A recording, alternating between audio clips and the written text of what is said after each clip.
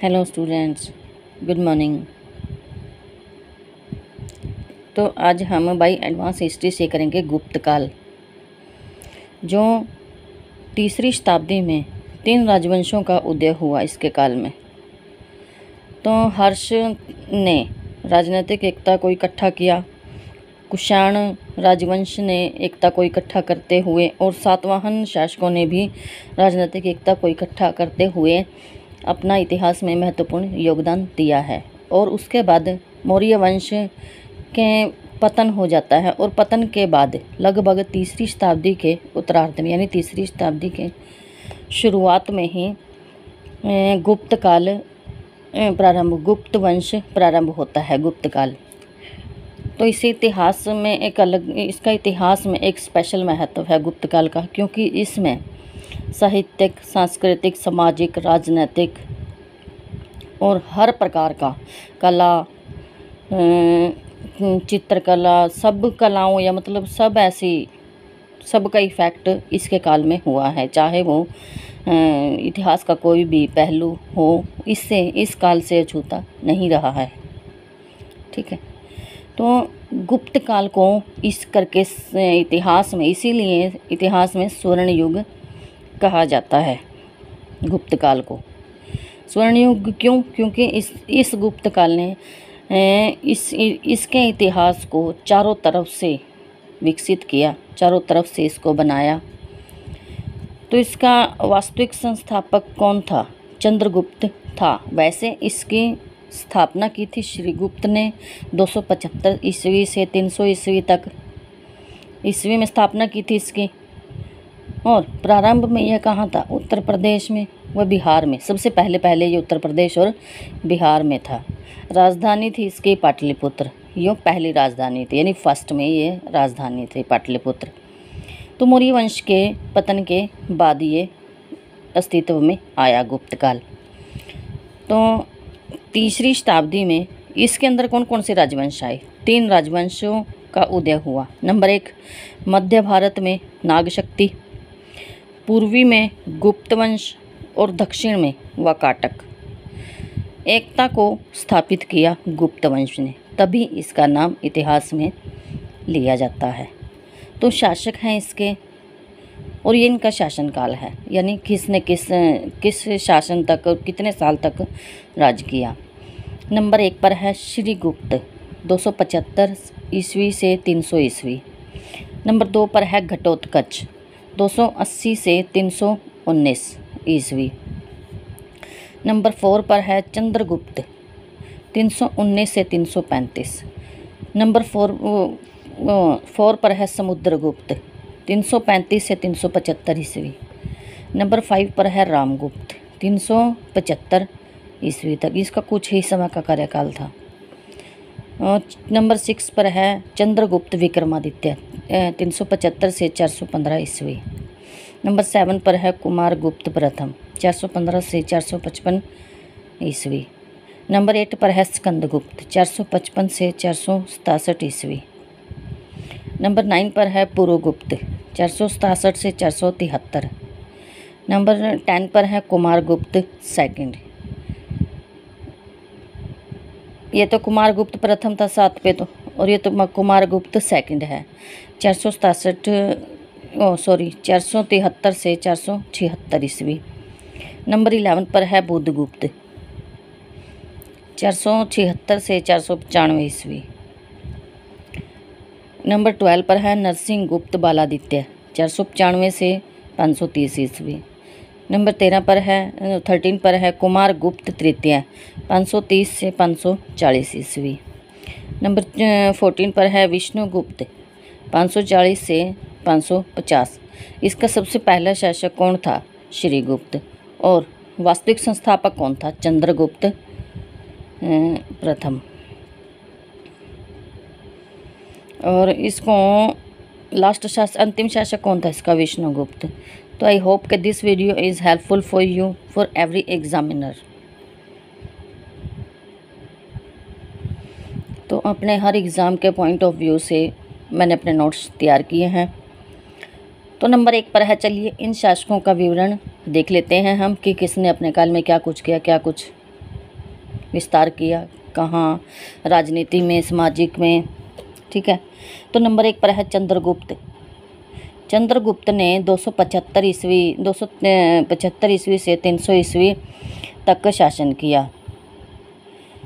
तो लिच्छवी के साथ गुप्त को एकजुट किया इसने, लिच्छवी साम्राज्य के साथ, और पुत्र इसका समुद्रगुप्त ने साम्राज्य विस्तार किया। इसके पुत्र ने, चंद्रगुप्त, समुद्रगुप्त ने इसका विस्तार किया। विस्तार कहाँ किया? नेपाल में, श्रीलंका में, मलय में, प्रायद्वीप में। और नंबर 2 पर है घटोत्कच। और 280 से 319 ईस्वी इसका कार्यकाल था। और भीम और हिडिंबा का पुत्र था ये। और द्वापर युग में हुई महाभारत में एक बलशाली और महाबली भीम का पुत्र था ये घटोत्कच। 8, 9, 10, 11, 12 और 13 दिन ये कुरुक्षेत्र का युद्ध में लड़े थे। घटोत्कच कुरुक्षेत्र के युद्ध में लड़े थे। और नंबर 3 पर है चंद्रगुप्त प्रथम, 319 से 335 ईस्वी। लिच्छवी कुमार देवी से विवाह किया इसने। चंद्रगुप्त प्रथम में इसने विवाह से अपने साम्राज्य का विस्तार किया। और विवाह के उपरांत लिच्छवियों ने उसकी सहायता की साम्राज्य विस्तार में, उसके सहायता के लिच्छवियों ने, क्योंकि उसके साथ वैवाहिक संबंध बनाए थे इसने लिच्छवियों के साथ। और मिथिला इसको दहेज में मिला था। वायु पुराण में कहा जाता है कि प्रयाग तक के गंगा के तटवर्ती प्रदेश साकेत और मगध को गुप्तों की भोगभूमि कहा जाता है। नेपाल में है यह लिच्छवी, जो लिच्छवी वंश था वो नेपाल में है। और गुप्त संवत की शुरुआत की थी इसने इसी के मतलब जब इसने ये गद्दी पर बैठा, इस वक्त ये गद्दी पर बैठा, और गद्दी पर बैठते ही इसने गुप्त संवत की स्थापना की। इसी को गुप्त संवत माना जाता है। और उपाधि इसने ली महाराजा अधिराज। गद्दी पर बैठते ही इसने उपाधि ली महाराजा अधिराज की। कुमार देवी अपने पिता की अकेली संतान होने के कारण चंद्रगुप्त और कुमार देवी ने लिच्छवी पर शासन किया, क्योंकि उसका कोई दूसरा बेटा या बेटी नहीं थे, तो जिसके कारण लिच्छवी इसके अंडर में कुदरती ही आ गया। और दोनों मियाँ बीबी ने उस पर शासन किया। गुप्त संवत 319 से 320 ईस्वी में प्रारंभ किया। और शक संवत के बीच, गुप्त संवत और शक संवत के बीच, शक संवत क्या था? 78 ईस्वी कनिष्क ने इसको चालू किया था। 241 वर्षों का अंतर है इसके अंदर, गुप्त संवत और शक संवत के बीच। नंबर 4 पर है समुद्रगुप्त। समकालीन कुषाण नरेश केदार था इसका नाम। समकालीन था इसके कुषाण नरेश केदार समुद्रगुप्त के। 335 से 375 ईस्वी समुद्रगुप्त का कार्यकाल है। चंद्रगुप्त का पुत्र था ये। लिच्छवी दोहित्र कहने पर गर्व महसूस करता था। शासनकाल में राजनीतिक व सांस्कृतिक दोनों ही दृष्टि से उत्कर्ष का काल माना जाता है। इसके काल को हरिसेन की प्रयाग प्रशस्ति से समुद्रगुप्त विजयों का उल्लेख मिलता है। हरिसेन की दिग्विजय की योजना बनाई, यानी चारों दिशाओं में विजय करना। उद्देश्य था इसका धरणी बंधन, यानी भूमंडल को बांधना, यानी चारों तरफ सिर्फ इसका ही किरदार रहे। वैदिक काल में भी धरणी बंधन को अपनाया जाता था। प्रयाग प्रशस्ति के अतिरिक्त मध्य प्रदेश के सागर जिले के एरण नामक स्थान से समुद्रगुप्त का लेख मिला है। समुद्रगुप्त का लेख प्रयाग प्रशस्ति के एरण जिले में। सर्वप्रथम सबसे पहले क्या हुआ?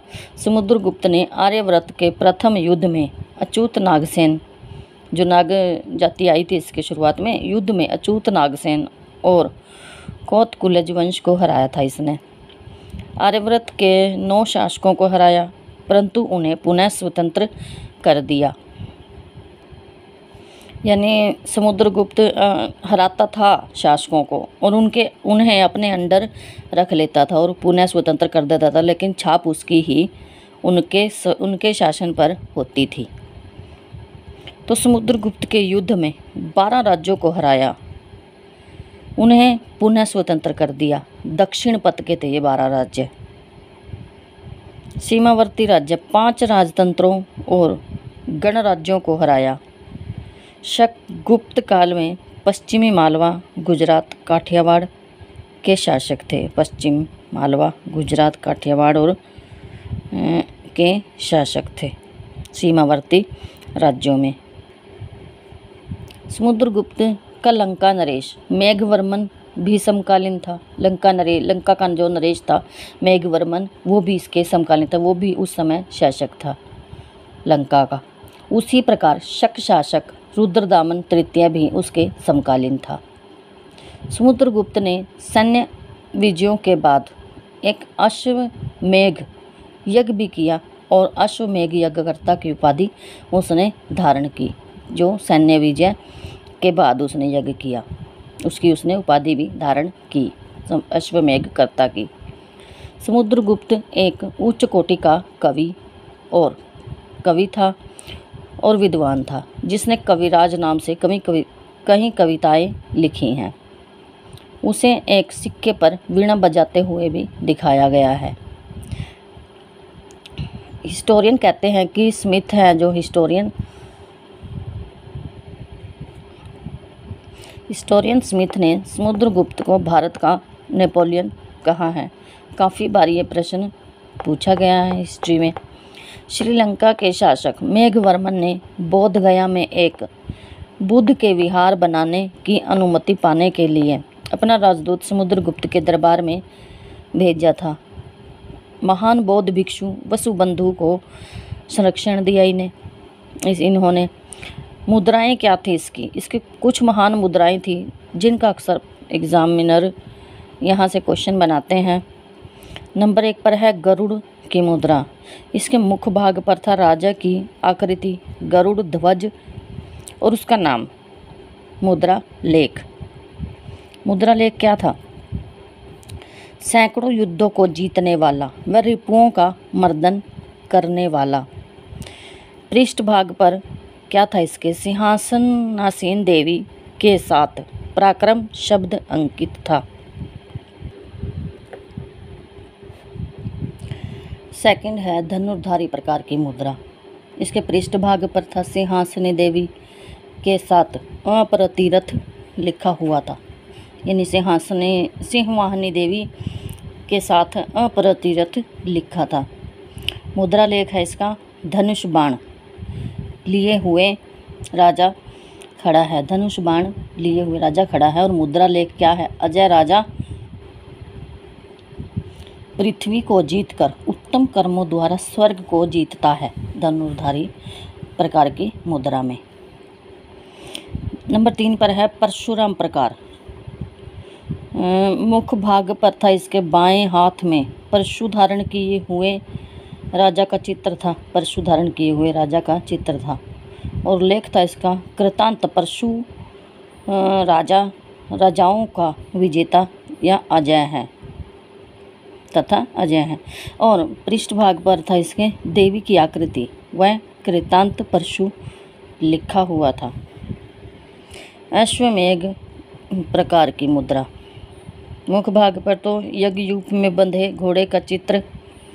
मुद्रा लेख राजा अधिराज पृथ्वी को जीतकर और अश्वमेघ यज्ञ का अनुष्ठान कर स्वर्ग लोक को विजयी करता है।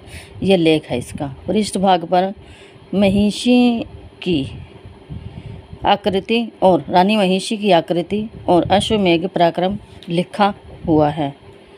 और नंबर 5 पर है व्याघ्र हनन प्रकार की मुद्रा। मुख्य भाग पर है इसके धनुष बाण से व्याघ्र का आखेट करते हुए शिकार करते हुए और राजा की आकृति और उपाधि व्याघ्र पराक्रम अंकित है। पृष्ठभाग है मकरवाहिनी गंगा की आकृति राजा समुद्रगुप्त उत्कीर्ण है पृष्ठभाग पर इसके, इस मुद्रा के। नंबर 6 पर है वीणा वादन प्रकार। समुद्रगुप्त की 6 मुद्राएं थी। तो आखिरी है इसके, मुख भाग पर वीणा बजाते हुए राजा की आकृति है। लेख है इसका महाराजाधिराज समुद्रगुप्त उत्कीर्ण है, यानी इस पर बना हुआ है। पृष्ठभाग पर है लक्ष्मी की मूर्ति। तो कई बार क्वेश्चन आ जाता है कि लक्ष्मी की आकृति समुद्रगुप्त की कौन सी मुद्रा पर है, तो वीणा वादन प्रकार की मुद्रा पर आकृति है लक्ष्मी की।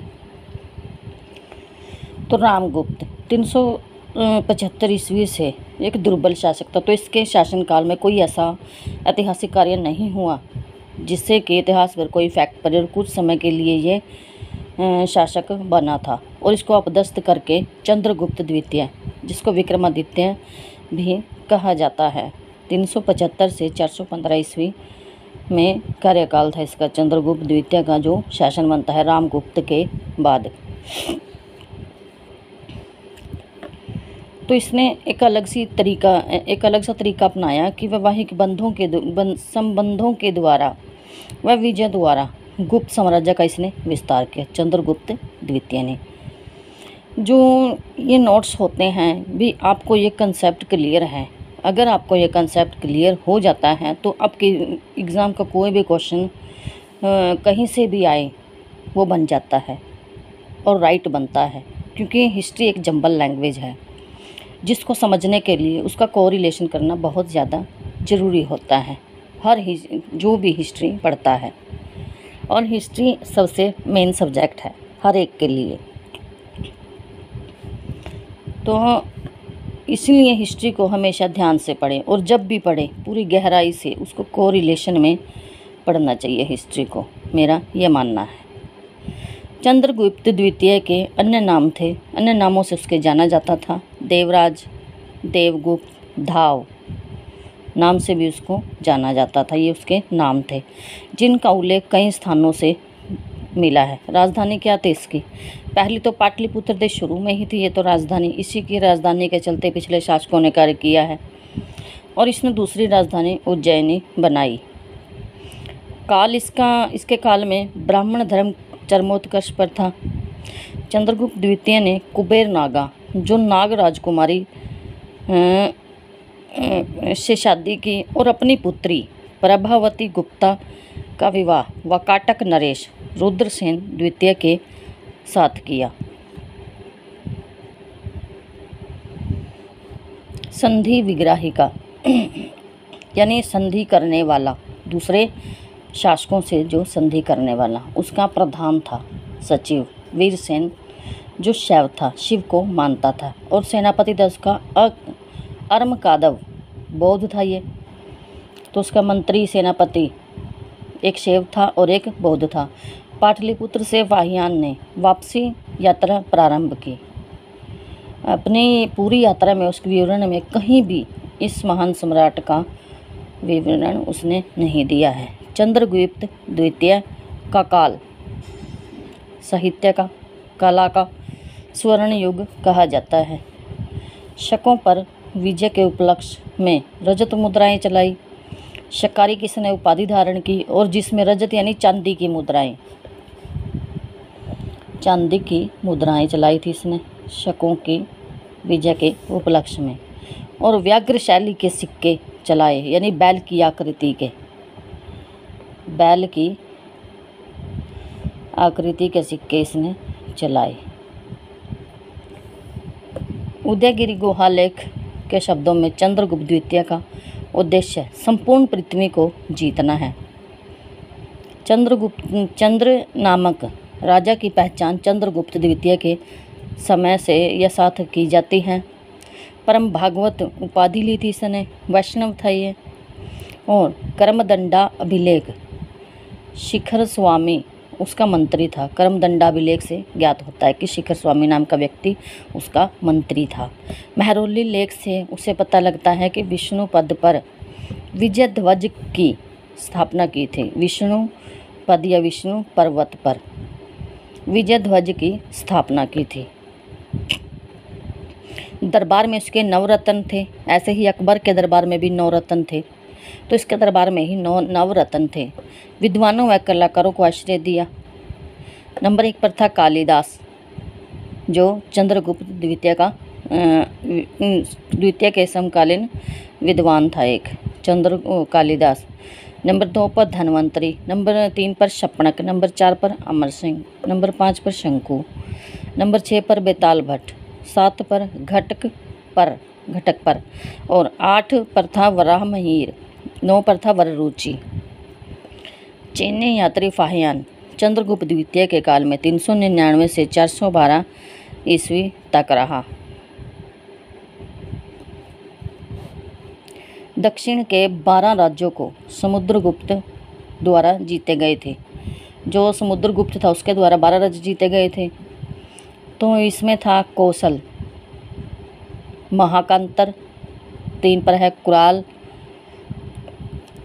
इसके राजा जो थे कौशल, नंबर 1 पर कौशल का महेंद्र था राजा, महाकांतर का व्याघ्र राज था, कुराल का मंटराज, शितपुर का महेंद्रगिरी, कौंटूर का स्वामीदत्त 5 पर, नंबर 6 पर है एरंडपल्ल्या का दमन, 7 का कांची विष्णुगुप्त था राजा, 8 का था अवमुक्त नीलराज, वेंगी हस्तिवर्मन, पालक उग्रसेन, देव राष्ट्र का कुबेर, कुरुस्थल या धनंजय, कुस्थलपुर का धनंजय था जो राजा था। तो इसके बाद आता है कुमारगुप्त, 415 ईस्वी से 455 ईस्वी तक। चंद्रगुप्त द्वितीय का पुत्र था ये, और हुणों का आक्रमण इसके काल में हुआ है 415 ईस्वी से 455 ईस्वी में। और ध्रुव देवी इसकी माँ थी। महेंद्रादित्य इसका नाम था, अन्य नाम था इसका, अलग नाम से महेंद्रादित्य पुकारा जाता था ये कुमारगुप्त। सबसे ज़्यादा अभिलेख कुमारगुप्त के हैं गुप्त शासकों में। कुमारगुप्त वैष्णव था, ये वैष्णव धर्म को, परंतु अपने पिता की तरह वह धर्म सहिष्णुता का पालन करता था, यानी सभी धर्मों को आदर देता था। आप बेशक कोई भी धर्म अपनाए, लेकिन सभी धर्मों का वो आदर करता था। ये उसके पिता की तरह उसके अंदर एक बेस्ट क्वालिटी थी। मौर्य आकार की मुद्राएं, सबसे ज़्यादा चांदी की मुद्राएं मौर्य आकार की इसने बनवाई कुमारगुप्त ने। अश्वमेध यज्ञकर्ता की उपाधि इसने ली। नालंदा विश्वविद्यालय की स्थापना की। इसे ऑक्सफोर्ड ऑफ महायान बौद्ध कहा जाता था। इसमें ऑक्सफोर्ड ऑफ महायान बौद्ध यानी बौद्ध, जैन और हिंदू धर्म की किताबें इसके अंदर मिलती थी। इसी के कारण इसको ऑक्सफोर्ड ऑफ महायान बौद्ध कहा जाता था। अभिलेख, कौन कौन से अभिलेख थे इसके, क्योंकि सबसे ज़्यादा अभिलेख इसके मिले हैं कुमारगुप्त के। तो नंबर 1 पर है विलसद अभिलेख। पहला है ये उत्तर प्रदेश के एटा ज़िले में है, और इसमें पहला है ये गुप्त संवत 96 जो बराबर है 415 ईस्वी के। गुप्त में तो ये और नॉर्मल ये गुप्तों की वंशावली इसके अंदर दी है विलसद अभिलेख के अंदर। ध्रुव शर्मा नामक ब्राह्मण धर्म संघ बनवाने का उल्लेख इसके अंदर किया गया है। ध्रुव शर्मा नामक एक ब्राह्मण था भाई, उसने धर्म संघ बनाने का उल्लेख इसके अंदर विलसद अभिलेख में किया है। तो गढ़वा के 2 अभिलेख हैं, इलाहाबाद में हैं, गुप्त संवत 98 और 417 जो नॉर्मल वर्ष है। किसी दान ग्रह को 10-12 दिनारे दिए जाने का वर्णन गढ़वा अभिलेख में है। नंबर 3 पर है मंदसौर अभिलेख। मालवा एक नाम दिसपुर भी है इसका, मालवा में है, यानी मालवा का एक नाम दिसपुर भी है। विक्रम संवत 529 या 473 ईस्वी लेख है इसका। प्रशस्ति के रूप में एक प्रशस्ति यानी प्रशंसा की एक प्रशस्ति है जिसकी रचना वत्स भट्टी ने की है। संस्कृत का प्रकांड पंडित था यह वत्स भट्टी। बंधु वर्मा का उल्लेख, सूर्य मंदिर के निर्माण का उल्लेख इसके अंदर मिलता है इस लेख प्रशस्ति में। नंबर 4 पर है कर्मदंडा अभिलेख, उत्तर प्रदेश के फैजाबाद जिले में है। गुप्त संवत है 117 और नॉर्मल है 436 ईस्वी। शिव प्रतिमा के अधोभाग का वर्णन मिलता है इसके कर्मदंडा अभिलेख में, यानी शिव की प्रतिमा का आधा भाग बना हुआ है। स्थापना की थी कुमारगुप्त के मंत्री कुमारमात्य ने। इसकी स्थापना कुमारमात्य ने की थी जो कुमारगुप्त का मंत्री था। मनकुंवर अभिलेख, इलाहाबाद अभिलेख गुप्त संवत से 129 था और नॉर्मल में 488 ईस्वी था। बुद्ध प्रतिमा की स्थापना है इसके अंदर मनकुंवर अभिलेख के। स्थापना की थी इसकी बुद्ध मित्र ने करवाई थी।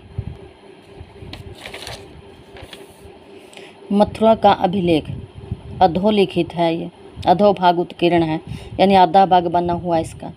शायद ये इसी तरह से शायद लगती है कि ये बुद्ध की प्रतिमा रही हो।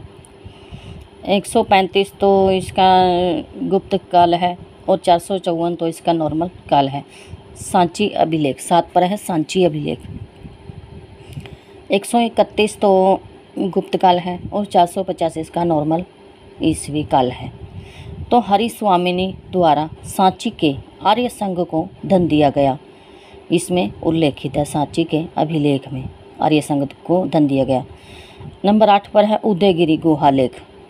106 तो इसका गुप्त संवत है और 425 इसका नॉर्मल है। जैन अभिलेख मिला है यहाँ से उदयगिरी गुहालेख से। शंकर नामक व्यक्ति द्वारा पार्श्वनाथ की मूर्ति की स्थापना का विवरण मिला है।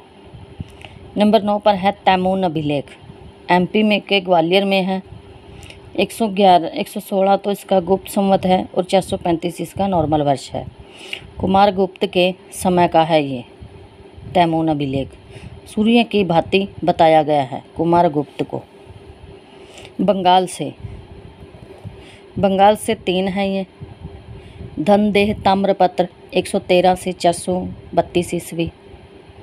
113 तो गुप्त संवत है इनका, 432 नॉर्मल वर्ष है। दामोदर ताम्रपत्र 124 गुप्त वंश और 443 नेचुरल संवत।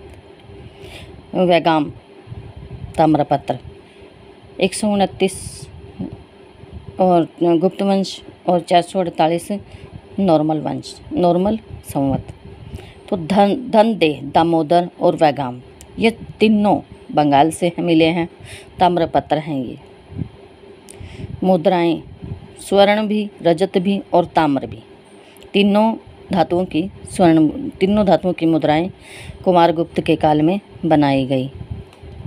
रजत नवीन थी, चांदी की जो मुद्राएं थी वो नई बनाई गई, स्वर्ण पुरानी थी। और जो अश्वमेघ प्रकार हैं, व्याघ्रनिहंता और अश्वरोही, धनुर्धारी, गजारोही, कार्तिकेय प्रकार, इस प्रकार की इसने उपाधियां ली हैं, यानी मुद्राएं बनाई हैं। ये तो मुद्राएं हैं अश्वमेघ प्रकार की, व्याघ्रनिहंता प्रकार की, अश्वरोही, धनुर्धारी, गजारोही और कार्तिकेय प्रकार की मुद्राएं बनाई हैं। उपाधि ली है इसने मुद्राओं पर महेंद्रादित्य, श्री महेंद्र, महेंद्र सिंह, अश्वमेघ महेंद्र आदि उत्कीर्ण हैं। I hope this video is helpful for you. Please मेरी मेहनत और मेरी वीडियो को शेयर कीजिए। थैंक्स।